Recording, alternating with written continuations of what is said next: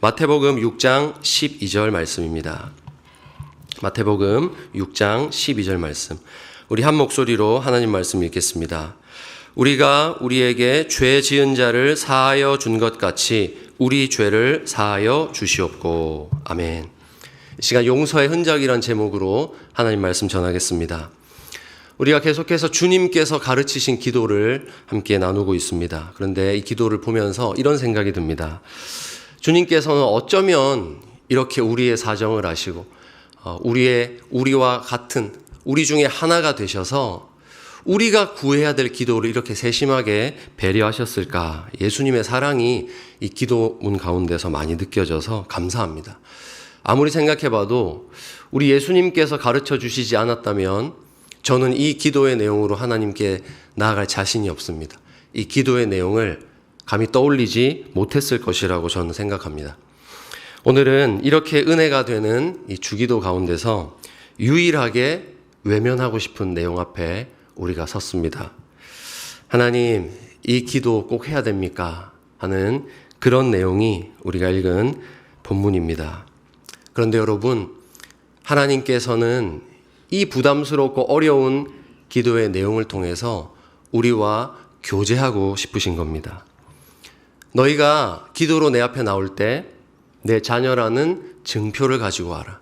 나와 깊은 교제를 나누자 하시는 것이 이 본문에 담긴 하나님의 뜻입니다.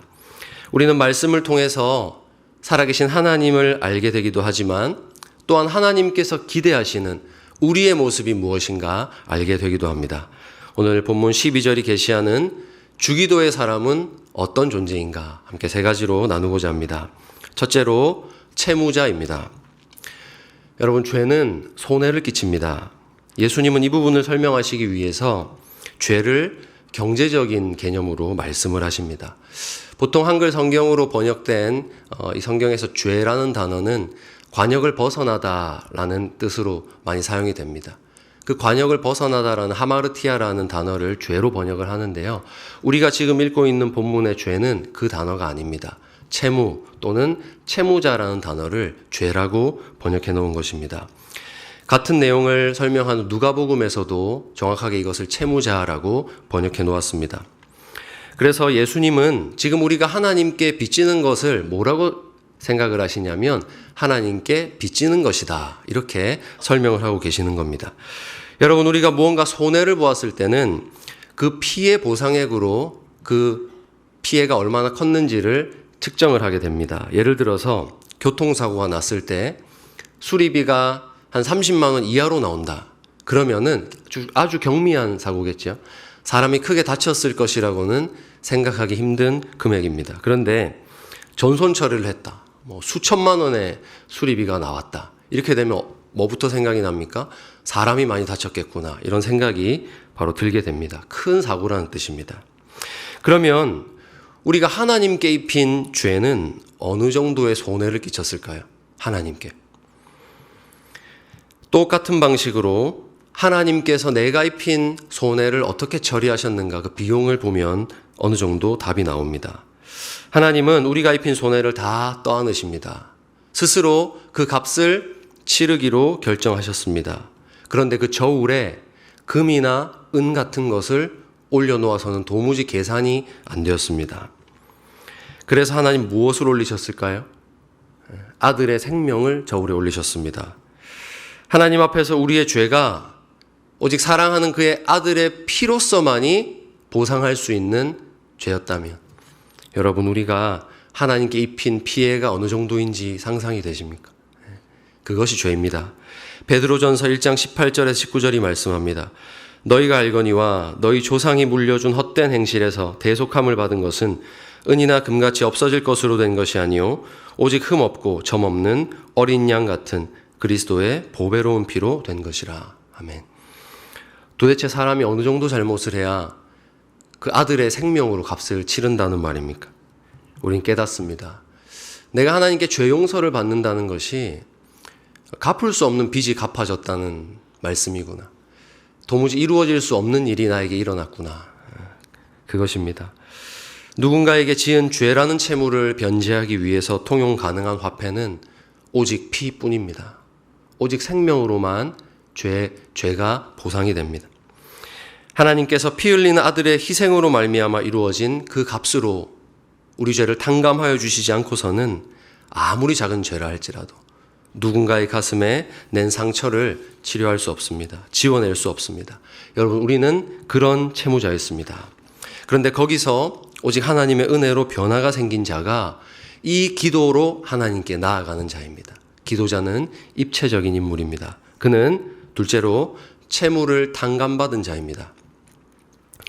우리가 예수 그리스도를 믿고 용서를 구할 때 하나님은 그 어떤 죄라도, 얼마나 큰 죄라도 용서해 주십니다. 모든 채무를 탕감해 주시고 더 이상 우리를 채무자로 보시는 것이 아니라 자녀로 받아주십니다. 그러므로 기억해야 될 게 있습니다.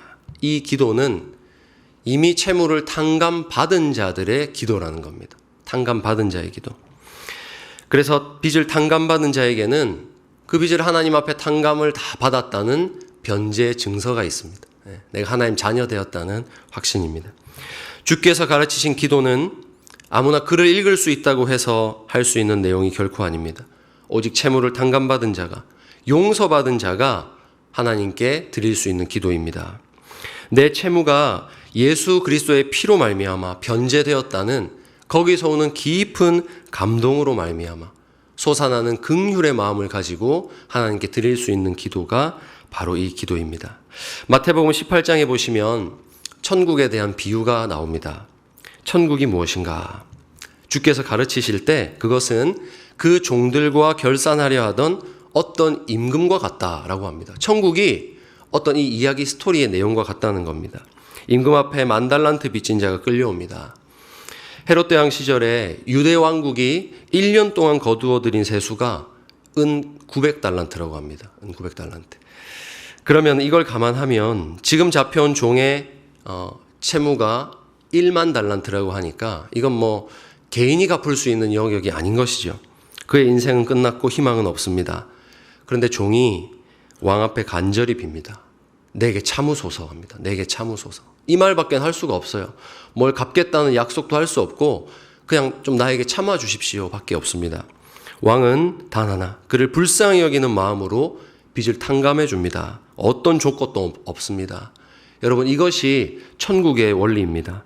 하나님께 막대한 손해를 끼쳤지만 그 손해를 끼친 자가 용서를 구할 때 하나님이 그 모든 손해를 하나님 자신이 떠안아 버리시고 그 손해를 끼친 자에게 자유를 주시는 나라, 그 나라가 우리 하나님 나라입니다.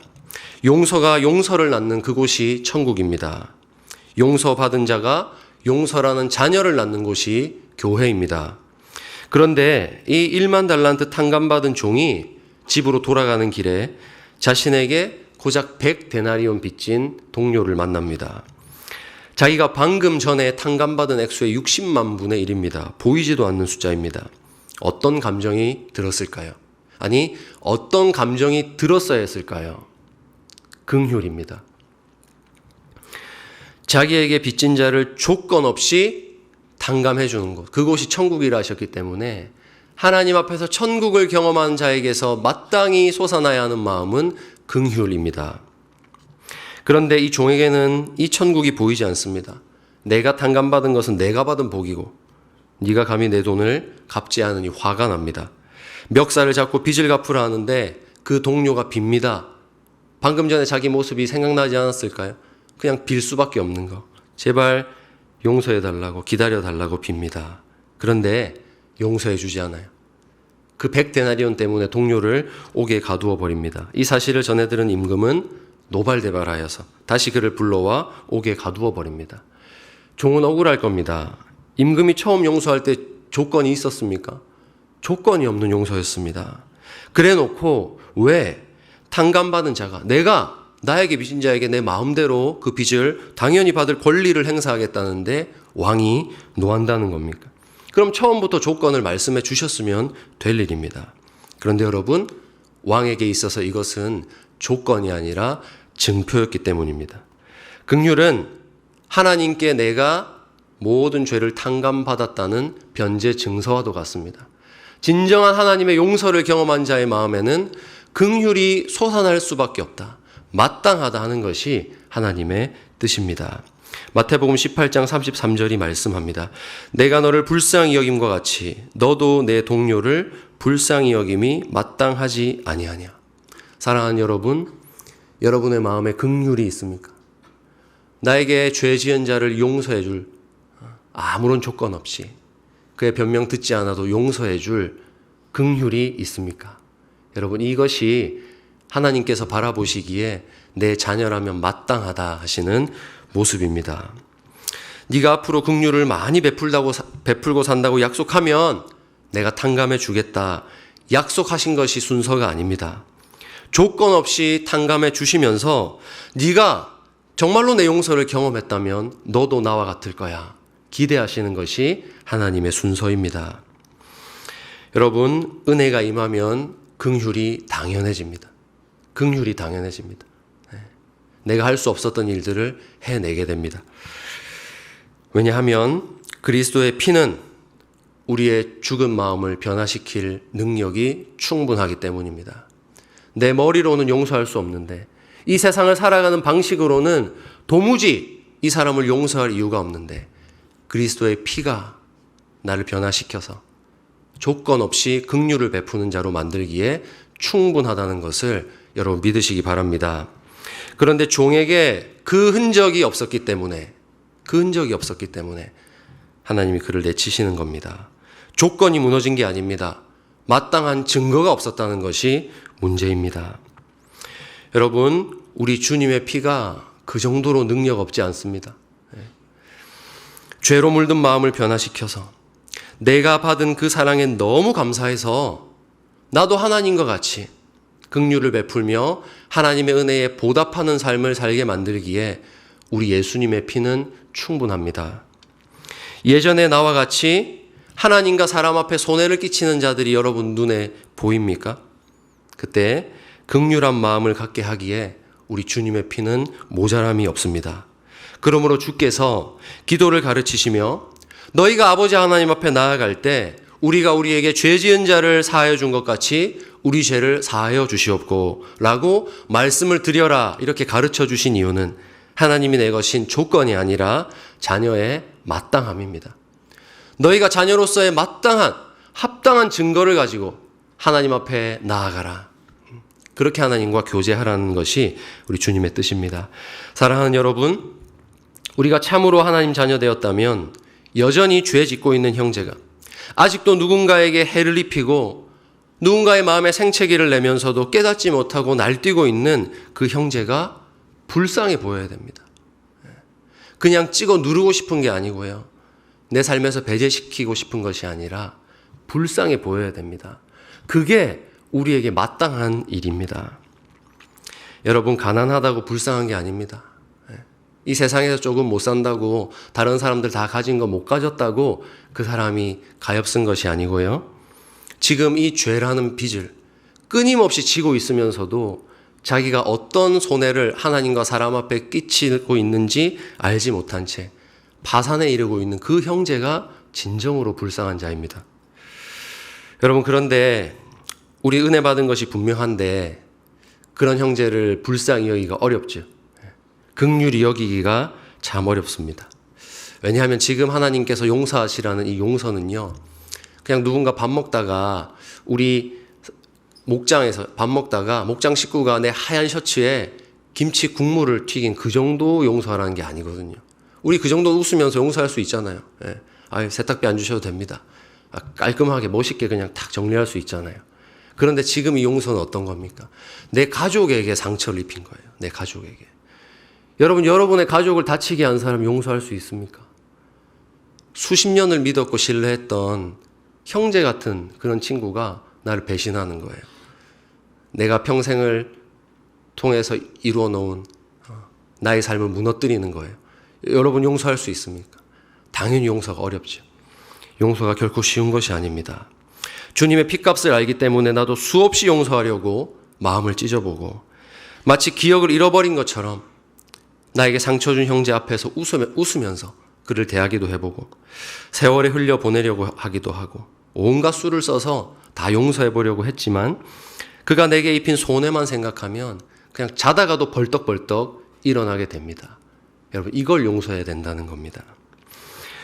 여전히 이 감정들 때문에 내가 용서할 수 없는 이름들이 내 가슴에 깊이 새겨져 있습니다.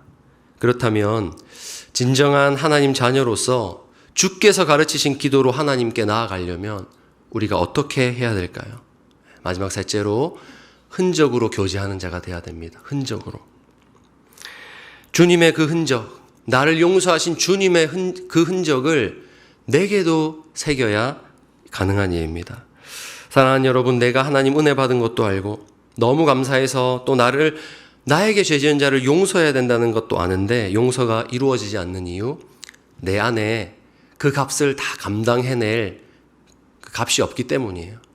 용서는 내게 입힌 손해를 내가 떠안는 거잖아요. 채무를 변제하는 건데 내게 일어난 손해를 내 것으로 채우는 것이잖아요. 그 값이 우리 안에 없습니다. 하나님께서 우리 죄를 사하실 때를 생각해 보십시오. 그냥 하나님 쿨하게 그래 없던 일로 하자 하고 마무리 지으신 게 아닙니다. 말로 때우시지 않았습니다. 아들을 내어주시면서 우리가 끼친 손해의 값을 하나님 스스로 갚으셨습니다. 채권자가 그래 네 돈 안 받으면 그만이다 한 것이 아니라 채무자가 갚아야 될 빚을 자기의 재산으로 갚아내는 일, 이것이 있어야 용서가 이루어집니다. 내 안에는 도무지 이 값이 없습니다. 그래서 우리는 십자가 앞으로 나아가는 겁니다. 십자가 앞으로. 그러면 성령께서 우리의 눈을 밝히사 보게 하십니다. 나를 용서하기 위해서 주님 몸에 새겨진 그 흔적 보게 합니다. 그때에 내 안에 치유가 일어납니다. 내 안에 값이 채워지기 시작합니다. 누군가를 향한 긍휼의 마음이 생겨나기 시작합니다. 내 손해와 상처마저 다 갚아주시는 그 값을 우리는 십자가 앞에서 받게 됩니다. 사랑하는 여러분, 우리는 내가 용서하기 전에 먼저 용서받아야 될 존재라는 사실을 잊어서는 안 됩니다. 여러분, 그동안 이 말씀 앞에서 왜 힘드셨습니까? 내가 용서받아야 할 자라는 감정 때문에 힘드셨습니까? 아니면 내가 용서할 수 없는 이름들이 너무 많아서 하나님, 나 이 사람 용서하고서 하나님 앞에 못 갑니다, 이래서 힘드셨습니까? 제가 또 목사로서 감히 한번 찍어보자면 후자일 가능성이 높습니다. 그렇죠? 용서할 수 없는 이름들이 너무 많아서 이 기도가 힘들었던 겁니다. 하나님, 제가 다른 사람 다 용서하겠는데 저 이름만은 제가 용서 못하겠어요. 이런 이름들이 너무 많습니다. 세상에는 남자와 여자가 있고 보수와 진보도 있는데 도대체 상처 준 사람은 없고 상처 받은 사람만 있는 이유는 뭘까요? 여러분, 주변에서 나 상처 줬어요 라고 고백하는 사람 보셨습니까? 준 사람이 없어요. 온통 받은 사람만이 가득합니다. 십자가 앞으로 우리가 나아가야 되는 이유입니다.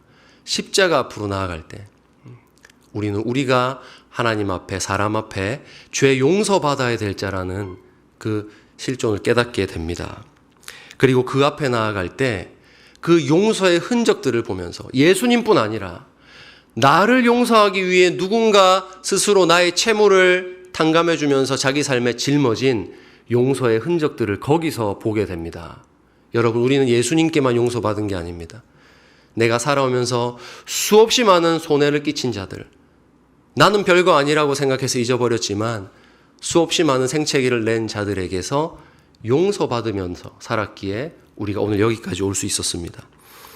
오늘 내게 용서가 너무나도 힘든 이유는 나라는 사람이 누군가에게 입힌 손해는 쉽게 잊어버리고 내가 돌려받아야 할 채무만을 잊지 않고 사는 사람이기 때문 아닐까요?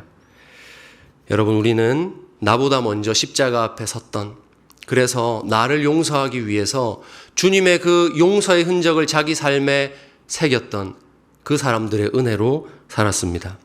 나보다 먼저 용서의 값이 흘러내리는 십자가 앞에 섰던 누군가로 말미암아 내가 일으킨 그 큰 손해를 아무 말 없이 덮어주었던 누군가의 용서로 말미암아 우리가 살았습니다. 그러므로 나도 십자가 앞에 설 때 나를 용서하신 주님뿐이 아니라 나를 용서해준 내 모든 죄를 덮어주었던 사람들의 이름을 발견할 수 있는 겁니다. 그래서 그 이름들 보며 나도 동일하게 그들의 흔적 내 삶에 새겨나갈 때 우리는 또한 누군가를 용서할 수 있는 힘이 생겨나게 됩니다. 공감대가 생기는 겁니다. 여러분 십자가 앞으로 나아가서 예수님과의 공감대, 예수님처럼 형제 자매를 용서하면서 그 빚을 삶으로 떠안는 자들과의 공감대를 형성하는 것입니다. 사랑하는 여러분, 주님 마음 알기 원하시죠? 오늘 이 새벽에 이렇게 나오기 힘든 자리에 최선을 다해서 나오신 여러분의 마음에는 주님 마음 알고 싶다는 소원이 있을 것이라고 믿습니다. 주님 알기 원하십니다. 우리 주님 지금은 어떤 생각하고 계실까 궁금하시죠? 주님의 그 비밀을 듣기를 원하시죠? 용서하시기 바랍니다. 십자가에서 흘러나오는 그 은혜에 의지해서 내게 손해를 입힌 형제를 그냥 용서하겠다고 결단하십시오. 우리가 이렇게 용서할 때 주님과의 공감대가 생겨납니다. 용서를 결심할 때 여전히 죄로 말미암아 방황하고 있는 형제 자매를 보는 눈빛이 달라질 것입니다. 어느덧 주님의 눈으로 변화되는 것입니다. 주님의 음성이 들립니다. 너도 내 마음 알겠지 하시는 주님의 음성. 여러분, 한 인격체와 깊이 교제한다는 증거가 무엇입니까? 공감대가 있다는 거거든요. 먼저 아픔을 겪은 자는 뒤에 아픔을 겪는 자에게 너무나 큰 위로가 됩니다. 사랑하는 이를 먼저 떠나보낸 이들에게 누가 가장 위로가 되는지 살펴보면 그 슬픔 먼저 겪었던 사람, 아무 말이 필요 없어요. 그냥 그 슬픔 먼저 겪었던 사람이 그 아픈 마음을 가지고 가서 그냥 손만 잡아주어도 위로가 일어나는 이유는 둘 사이에 말하지 않아도 통하는 공감대가 있기 때문이에요. 용서를 결심하는 성도는 주님과의 공감대가 형성됩니다. 나를 용서하기 위해서 주님이 흘리셨던 그 피의 가치를 알고 주님의 사랑에 대한 깊은 공감이 일어나게 되는 것입니다.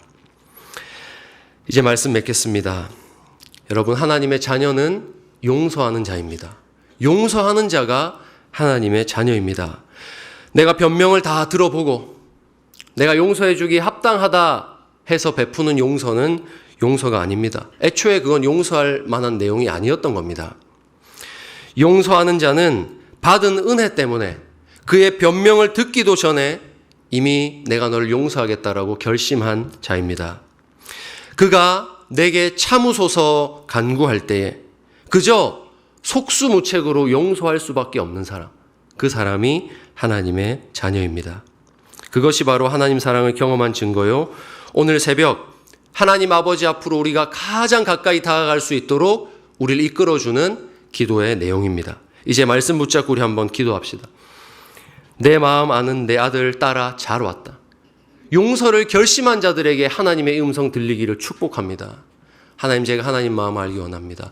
용서를 오늘도 결심합니다 할 때 하나님께서 사랑하는 내 아들 딸아 내 마음 알아주어서 고맙다 하시는 그 음성 듣고 하나님과의 깊은 교제로 나아가는 이 기도의 시간이 되기를 주님의 이름으로 축원합니다. 이 시간 함께 찬양합시다.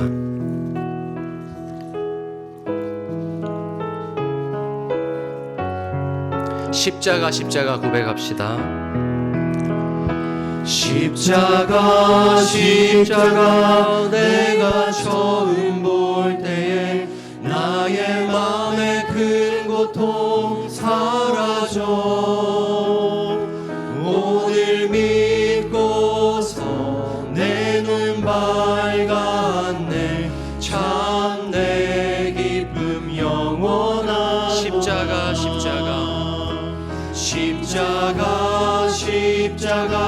내가 처음 볼 때에 나의 맘의 큰 고통 사라져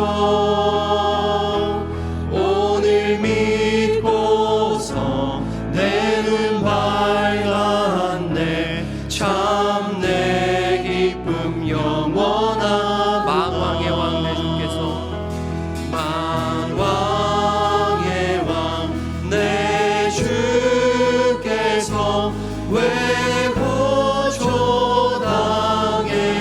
고초당했나 이 벌레 같은 날 위해 그 보혈을 흘렸네. 2절 주 십자가 못 박힘은 속죄함 아닌가 그 긍휼함과 그 은혜 말할 수 없도다. 십자가 내가 처음 볼 때에 나의 맘의 큰 고통 사라져. 오늘 믿고서 내 눈 밝았네. 참 내 기쁨 영원하구나. 십자가 내가 처음 볼 때에 나의 맘의 큰 고통 사라져. 오늘 믿고서 내 눈 밝았네. 참 내 기쁨 영원하도다. 아멘. 이 시간 우리 합심해서 함께 기도하겠습니다. 여러분, 십자가를 바라보아야 됩니다. 용서하려는 하나님 자녀는 오직 십자가를 바라보아야 합니다. 그래서 거기서 주님 만나야 됩니다. 내가 너무 용서하기 힘들지만 주님, 내가 받은 사랑이 너무 커서 내가 정말 주님 앞에 염치가 없어서 내가 용서해야 되겠습니다. 너무 힘들지만 용서하겠습니다 할 때 그 주님께서 너도 내 맘 아는구나 하시며 주님께서 나누어 주시는 그 은혜로 서로의 깊은 교제가 이루어질 때 우리는 이웃을 용서할 수 있는 힘을 얻게 되는 것입니다. 주님, 제가 그 십자가 앞으로 나아갑니다. 너무너무 아픈 상처를 가지고 고통을 가지고 내가 용서해야 될 자의 이름을 가지고 주님 앞으로 나아갑니다. 주님, 저의 마음을 헤아려 주시고 나를 위해 흘리신 그 주님의 피가 무엇인지 깨닫게 하여 주시옵소서. 이 시간 십자가 바라보며 함께 기도하시겠습니다. 주님, 오늘도 우리 모든 샘물의 성도들이 우리를 향한 하나님의 뜻을